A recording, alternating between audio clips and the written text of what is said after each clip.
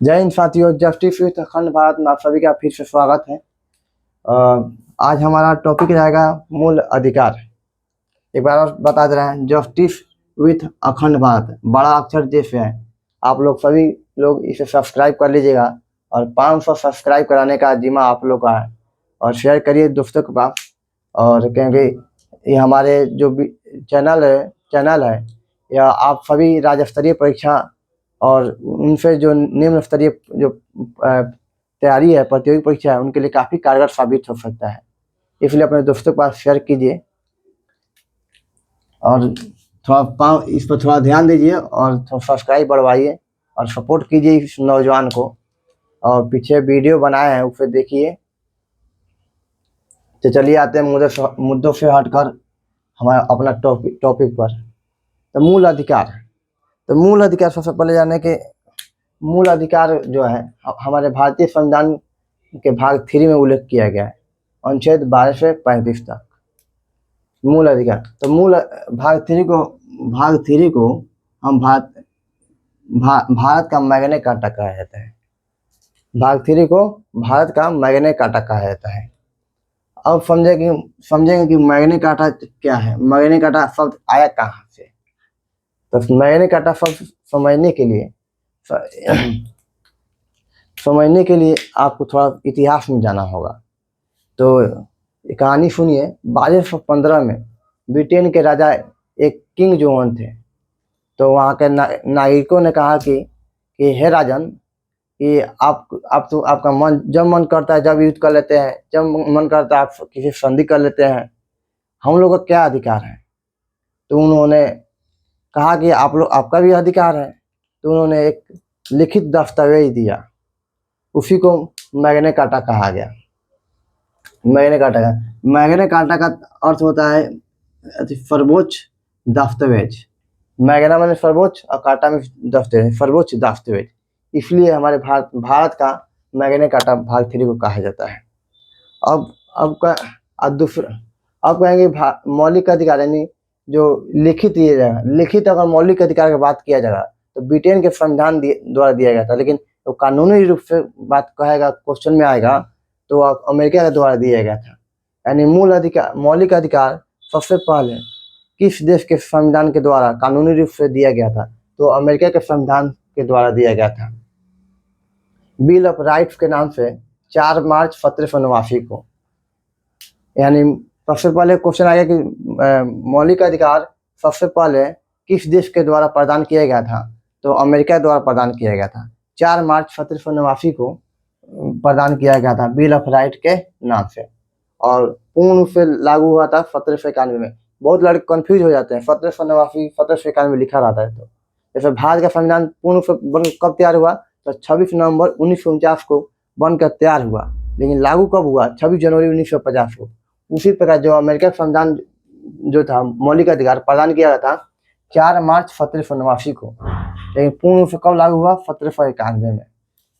और उसके बाद जो मौलिक अधिकार की बात करें तो फ्रांस के द्वारा प्रदान किया गया 26 अगस्त 1789 को मानव और नागरिकों के अधिकारों का दस्तावेज के नाम से फ्रांस के द्वारा नागरिकों को प्रदान किया गया। तो क्वेश्चन आएगा कि फ्रांस के द्वारा किस नाम से मौलिक अधिकार को प्रदान किया गया, तो मानव और नागरिकों के नाम से। याद रखिएगा, यहाँ अंडरलाइन कर देना है, इसमें महत्वपूर्ण है, इसमें क्वेश्चन पूछ सकता है।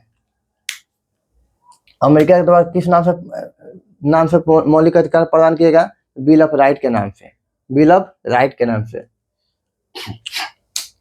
उसके बाद हम समझेंगे यहाँ पर कि इसके बाद हमारे भारतीय संविधान में जो मूल अधिकार है वह यह गारंटी देता है, भारत के प्रत्येक नागरिक को गारंटी देता है कि वह स्वतंत्रता, समानता, सम्मान, राष्ट्रहित और राष्ट्रीय एकता को समाहित किया जाएगा।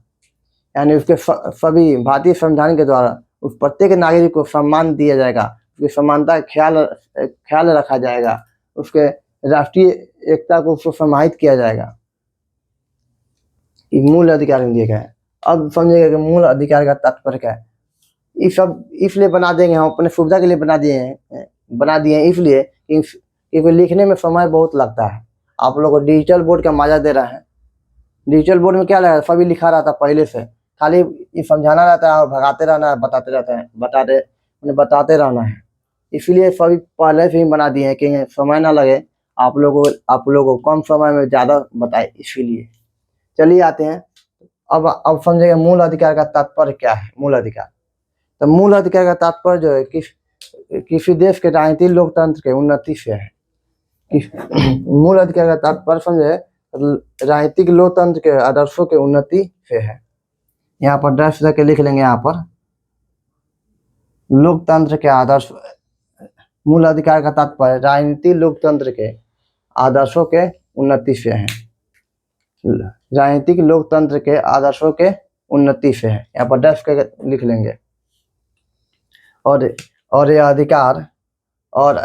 अधिकार देश की व्यवस्था को बनाए रखने, और यह अधिकार देश की व्यवस्था को बनाए रखने और देश की व्यवस्था को बनाए रखने और राज्य के कठोर नियमों के खिलाफ नागरिकों के अधिकारों की सुरक्षा प्रदान करते हैं। और राज्य के कठोर नियमों के खिलाफ नागरिकों के अधिकारों की सुरक्षा प्रदान करते हैं। मूल अधिकार का तात्पर्य समझ गए कि यह राजनीतिक लोकतंत्र के आदर्शों की उन्नति से है। और दूसरा, इसमें यह भी कहा गया है कि देश की व्यवस्था को बनाए रखने और राज्य के कठोर नियमों के खिलाफ नागरिकों के अधिकारों की सुरक्षा किया जाएगा। इसका तात्पर्य यह है। अब समझेंगे मूल अधिकार है क्या। अब खूब बढ़िया नोट्स बनाते चलेगा। इस पर तब जिन्हें लिखे है ना, इसी पर बना लेना है, या इस प्रकार भी बना सकते हैं। जिन्हें बनाया खूब बढ़िया लिख समझ सकते हैं। प्रीलिम्स के व्यू से है या राज्य स्तरीय प्रीलिम्स के व्यू से सभी बनाया गया है। इस प्रकार शॉर्ट नोट्स है, एक प्रकार समझे तो। अब समझेंगे मूल अधिकार क्या है। तो मूल अधिकार किसी भी देश के संविधान द्वारा वहाँ के नागरिकों के विकास के लिए, विकास के यहाँ तात्पर्य है विकास के, रुकिए, यहाँ विकास से तात्पर्य है आध्यात्मिक, नैतिक, बौद्धिक, आध्यात्मिक, नैतिक, बौद्धिक और भौतिक।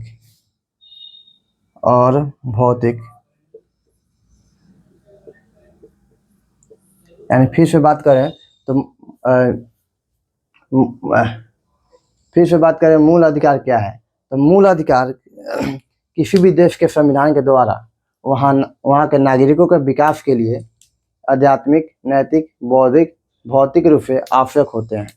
अगर मान लीजिए वहाँ के देश के नागरिक को अगर अधिकार ना दे तो न भौतिक रूप से विकसित हो पाएगा, न आध्यात्मिक रूप से विकसित होगा, न नैतिक रूप से विकसित हो पाएगा, ना ही बौद्धिक रूप से। और जब विकसित न होगा तो देश को चलाएगा कौन।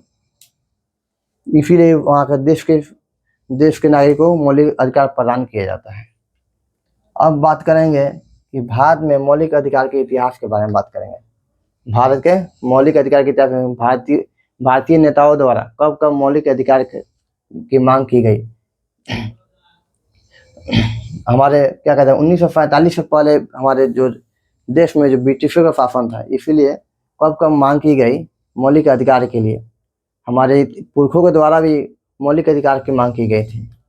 तो बात करेंगे 1895 में बाल गंगाधर तिलक द्वारा स्वराज विधेयक में मौलिक अधिकार की मांग की गई थी। 1895 में बाल गंगाधर तिलक के द्वारा स्वराज विधेयक में मौलिक अधिकार की मांग की गई थी। सभी इस पर नोट्स बनाते चलेंगे, यहाँ पॉइंट देकर, या इस पर दे देंगे और इस पर लिखते जाएंगे। शॉर्ट नोट्स है, कोई चेंज नहीं करना है और इसी प्रकार याद करना है लिखकर। 1925 में एनी बेसेंट के द्वारा कॉमनवेल्थ बिल ऑफ नेशन में मौलिक अधिकार की मांग की गई थी। 1925 में एनी बेसेंट के द्वारा कॉमनवेल्थ बिल ऑफ नेशन में मौलिक अधिकार की मांग की गई थी। उसके बाद देखें आगे तो 1928 में मोतीलाल नेहरू के द्वारा नेहरू रिपोर्ट में मौलिक अधिकार की मांग की गई थी। उसके बाद 1931 में या 1931 में सरदार वल्लभ भाई पटेल के द्वारा कराची अधिवेशन में मौलिक अधिकार की मांग की गई थी। यह 69वीं बीपीएससी में पूछा था क्वेश्चन, प्रीलिम्स में देख सकते हैं। 69वीं बीपीएससी में पूछा था कि सरदार वल्लभ भाई पटेल द्वारा किस अधिवेशन में मौलिक अधिकार की मांग की गई थी, तो कराची अधिवेशन में इससे क्वेश्चन आता है। उसके बाद बात करें तो 1931 में महात्मा गांधी के द्वारा द्वितीय गोलमेज सम्मेलन में मौलिक अधिकार की मांग की गई थी। द्वितीय गोलमेज सम्मेलन जो लंदन में हुआ था। तो उसके 1934 में कांग्रेस कार्यकारिणी के द्वारा मौलिक अधिकार की मांग की गई थी। इसको बने फिर लाइन बाई लाइन याद करते रहेंगे। और इसके बाद आगे लिखेंगे, आप एक नोट देख देंगे, नोट यहाँ पर एक देंगे। 1934 नोट देकर लिखेंगे। 1935 के भारत शासन अधिनियम में 1935 के भारत शासन अधिनियम में मौलिक अधिकार नहीं थे। 1935 के भारत शासन अधिनियम में मौलिक अधिकार नहीं थे। अब यहाँ पर हम 1935 एक और नोट लिखेंगे, और एक और नोट लिखेंगे कि 1945 में तेज बहादुर विपुल समिति के द्वारा तेज बहादुर विपुल समिति के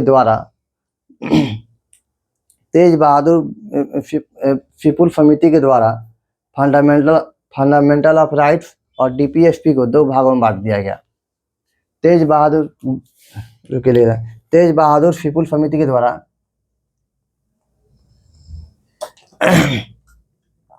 तेज बहादुर विपुल समिति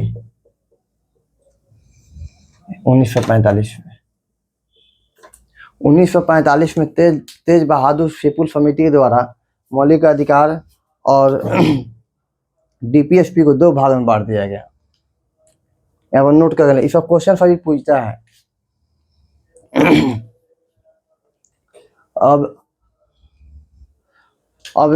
अभी हमारा इतिहास समाप्त हुआ। अब जानेंगे कि हम अपने क्या कहते हैं। अब हम अपने भाग 3 में जो 1235 तक मौलिक अधिकारों का वर्णन है उसके बारे में हम जानेंगे। तो देखते हैं, लॉन्ग वीडियो हुआ कितना, 12 मिनट। चलिए तब आर्टिकल 12 को देखते हैं और 13 को देखेंगे। 2 आज वीडियो देखेंगे, नहीं तो आज तो मिटकाते हैं। अब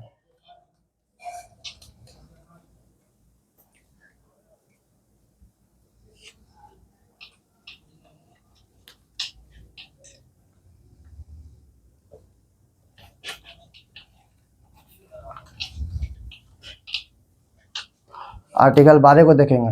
आर्टिकल अनुच्छेद 12 क्या कहता है।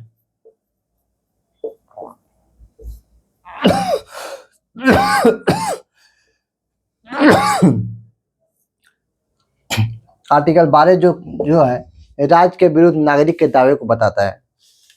राज्य के विरुद्ध नागरिक के दावे से आप इसका तात्पर्य यह है कि राज्य के खिलाफ नागरिकों की आज़ादी। मान लीजिए हमारा नौकरी नहीं लगा था, अभी हम नागरिक है तो हमारे क्या आज़ादी है, हमारी स्वतंत्रता है। यानी अगर कोई भी अगर राज्य द्वारा कोई कानून बनाया जाता है और हमारा मौलिक अधिकार का हनन होता है तो आर्टिकल 12 का उपयोग करके हम कोर्ट जा सकते हैं कि माय लॉर्ड, राज्य द्वारा बनाया कानून मौलिक अधिकार का उल्लंघन कर रहा है, हम जा सकते हैं। तो आर्टिकल 12 जो है राज्य के विरोध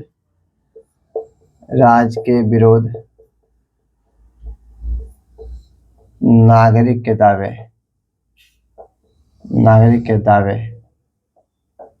तो अब जानेंगे राज्य के विरुद्ध जब नागरिक के दावे कह रहा है तो राज्य के अंतर्गत क्या क्या आते हैं। अभी आपके मन में चल रहा होगा बात। तो राज्य के विरुद्ध नागरिक, घबरा गया। राज्य के विरुद्ध राज्य में क्या क्या आते हैं। तो राज्य के अंतर्गत आप जानेंगे संघ की विधायिका,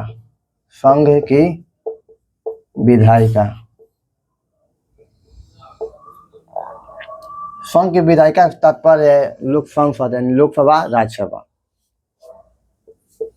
संघ की कार्यपालिका, संघ की कार्यपालिका, यहाँ कार्यपालिका से तात्पर्य है जैसे पीएम हो गए, डीएम हो गए, राष्ट्रपति हो गए, सभी क्या कार्यपालिका है। राज्य की विधायिका, राज्य की विधायिका, राज्य की विधायिका यानी वही विधानसभा, विधान परिषद। उसके बाद बात करें तो राज्य की कार्यपालिका,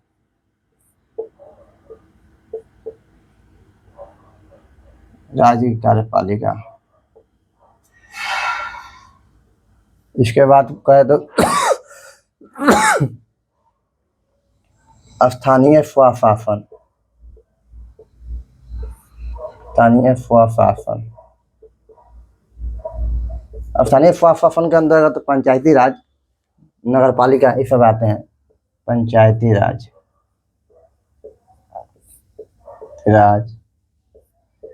नगर पालिका ये सभी आते हैं। इसके अंदर देखें सभी वैधानिक और गैर संवैधानिक निकाय, वैधानिक व गैर संवैधानिक निकाय।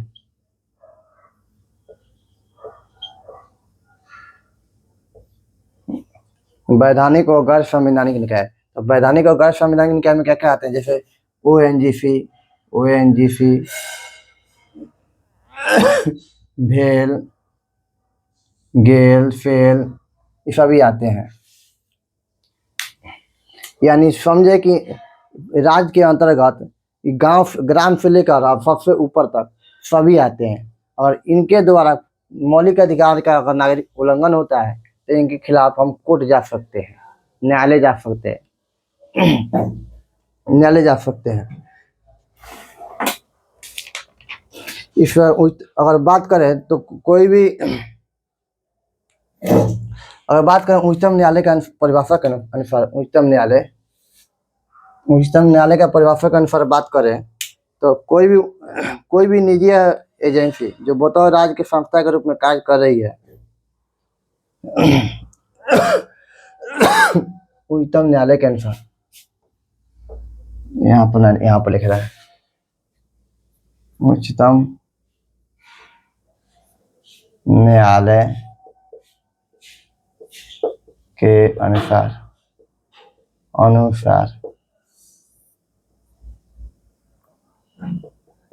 राज्य की परिभाषा, यानी कोई भी एजेंसी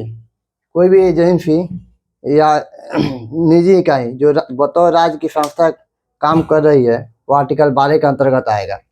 उच्चतम न्यायालय कहता है कोई भी एजेंसी या संस्था जो बतौर राज्य के संस्था के रूप में कार्य करता है, जो बतौर राज्य की संस्था के रूप में कार्य करता है वो आर्टिकल 12 के अंतर्गत आएगा। यहाँ पर लिखिए जरा, कोई भी एजेंसी व निकाय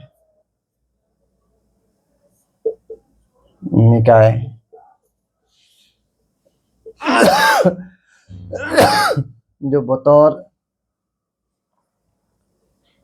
संस्था के जो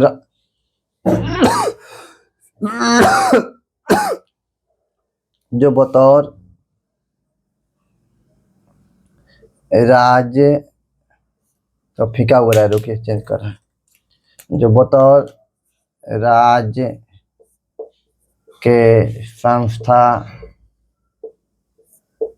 के रूप में कार्य करता है,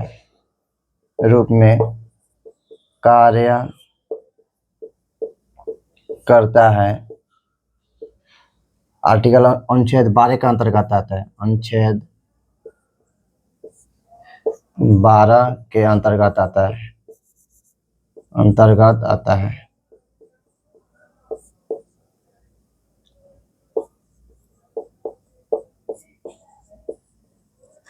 मैंने ये तो हो गया आर्टिकल 12 के, जो बता दिए कि इसके अंदर क्या क्या आते हैं। लेकिन जो क्या कहता है, उच्चतम न्यायालय के अनुसार परिभाषित राज्य को किया गया है कि कोई भी जो कोई भी एक संस्था जो है या कोई भी निकाय है, कोई एजेंसी है जो राज्य के बतौर संस्था के रूप में कार्य कर रहा है, तो वह क्या कहता है आर्टिकल 12 के अंतर्गत आएगा। और इसको अगर जो वैधानिक और गैर संवैधानिक है, इसे सोम प्रकाश बनाम भारत संघवाद में इसे परिभाषित किया गया था। सोम प्रकाश बनाम भारत संघवाद में।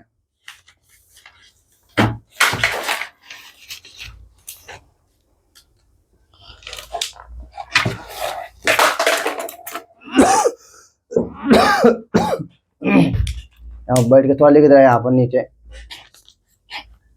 सोम इसको परिभाषित किया गया था वैधानिक सोम प्रकाश, हम कोष्ठ में लिख लेंगे सोम प्रकाश बनाम भारत संघवाद, भारत संघवाद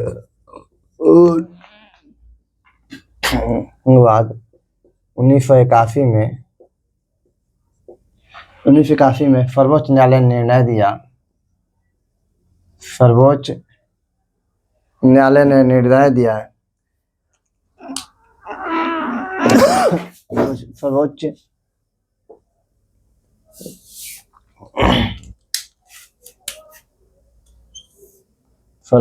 न्यायालय ने निर्णय दिया कि जिस संस्था में सरकार का संसाधन लगा हो, जिस संस्था में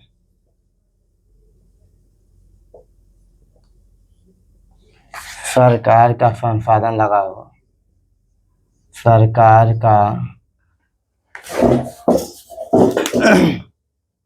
संसाधन लगा हो, जिस संस्था में सरकार का संसाधन लगा हो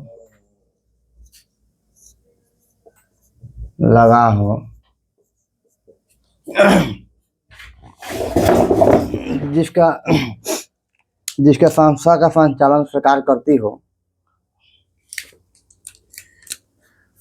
जिस संस्था का संचालन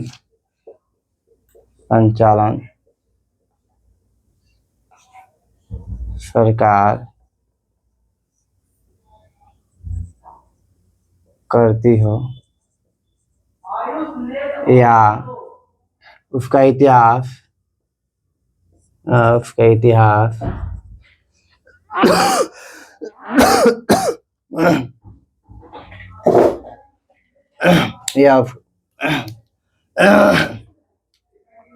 या नीचे नहीं अब अट पाएगा, या उसका इतिहास राज्य से रहा हो, इतिहास राज्य से रहा हो। एक बार यहाँ पढ़ दे रहा है कि सोम प्रकाश बनाम भारत संघवाद में सर्वोच्च न्यायालय ने निर्णय दिया कि जिस संस्था का संचालन सरकार कर रही होगी, या जिस संस्था का संचालन सरकार कर रही होगी, या संसाधन लगा होगा, या उसका इतिहास पूर्व इतिहास अगर सरकार राज्य का रहा होगा, तो वह